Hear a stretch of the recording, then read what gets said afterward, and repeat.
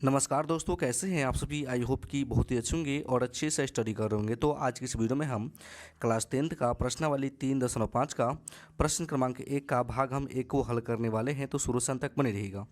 यहाँ पे क्वेश्चन बोला है कि निम्न रैखिक समीकरण के युग में किसका एक अद्वितीय हल है, किसका कोई हल नहीं है, या किसके अपरिमित रूप से अनेक हल है।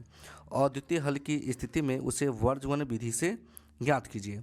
कहने का मतलब दो समीकरण दिए गए हैं, अगर हम इसका हल करते हैं तो अद्वितीय हल आता है, तो उसे वर्गमूल विधि से हल करना है। तो चलिए इसके कुछ शर्त हैं, उसको हम थोड़ा सा जान लेते हैं। अगर मान लीजिए बाबू कि a1/a2 के बराबर नहीं है b1/b2, तो उसको बोलते हैं हम अद्वितीय हल। अगर अद्वितीय हल आता है तो वर्गमूल विधि से हल करना है, ठीक ना। अगर a1/a2 के बराबर है b1/b2, दो बराबर है और एक बराबर नहीं रहेगा, तो उसे बोलते हैं कोई हल नहीं, है ना। तो उस कंडीशन में आपको वर्गमूल विधि से हल नहीं करना है, ठीक ना। फिर आगे बोला गया है कि a1/a2 बराबर b1/b2 बराबर c1/c2, तो उसे बोलते हैं अनेक हल या बोलते हैं अपरिमित रूप से अनेक हल, है ना। तो अगर ये भी रहता है तो उसको वर्गमूल विधि से हल नहीं करना है, सिर्फ अद्वितीय हल रहेगा तो उसे वर्गमूल विधि से हल करना है, ठीक ना। तो चलिए हम सवाल को सॉल्व करते हैं। तो यहाँ पे क्वेश्चन दिया गया है कि x माइनस का 3y माइनस 3 बराबर 0, ठीक ना। 3x माइनस का 9y माइनस 2 बराबर 0। तो रैखिक समीकरण का जो व्यापक रूप होता है उसको थोड़ा सा जान लेते हैं।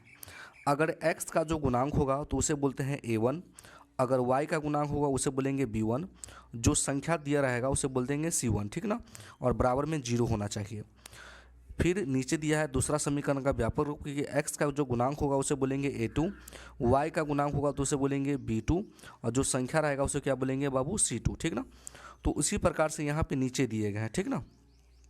अब देखिए बाबू लिख लेंगे कि यहाँ a1 बराबर, देखिए x का गुणांक कुछ नहीं है तो इसके आगे एक छुपा रहता है, ठीक ना। तो a1 कितना आ गया, 1 आ गया, ठीक ना। उसके बाद हम b1 निकालेंगे। b1 क्या हो जाएगा, y का गुणांक क्या है बाबू, माइनस का 3 है, ठीक ना। चलिए उसके बाद हम c1 निकालेंगे। जो संख्या दिया रहेगा -3 दिया है, तो ये हो जाएगा मेरा c1, ठीक ना। चलिए उसके बाद हम नीचे से निकालेंगे a2, समीकरण 2 में बात करेंगे, ठीक ना। तो x का गुणांक क्या है, 3 है, तो लिख देंगे 3। उसके बाद हम निकालेंगे b2, तो y का गुणांक क्या है, माइनस का 9 है, तो यहाँ पे लिख देंगे माइनस का 9।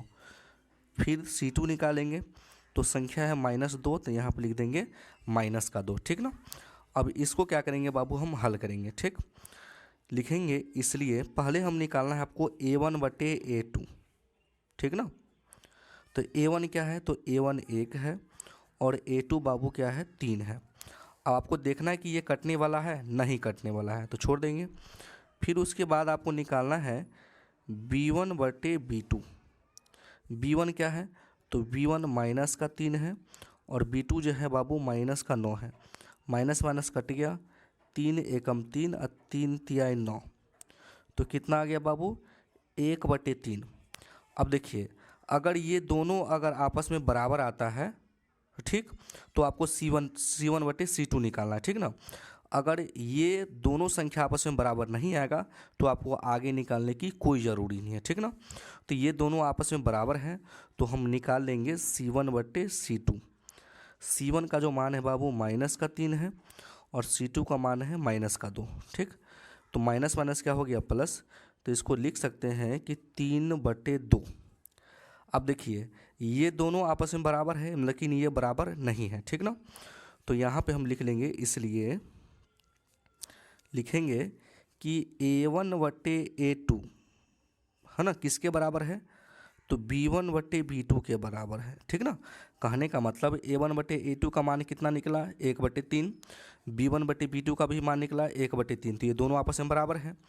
लेकिन c1/c2 का मान है 3/2, है ना। तो ये बराबर नहीं है, तो बराबर के काट दीजिए और लिख दीजिए C1/C2, ठीक।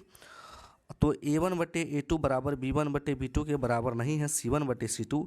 इसका सूत्र क्या होता है, इसका शर्त क्या होता है, तो इसका जो सूत्र होता है बाबू, देखिए दो बराबर है लेकिन एक बराबर नहीं है, तो उसका सूत्र है कोई हल नहीं होता है ना। तो यहाँ पर नीचे से लिख देंगे बाबू कि अतः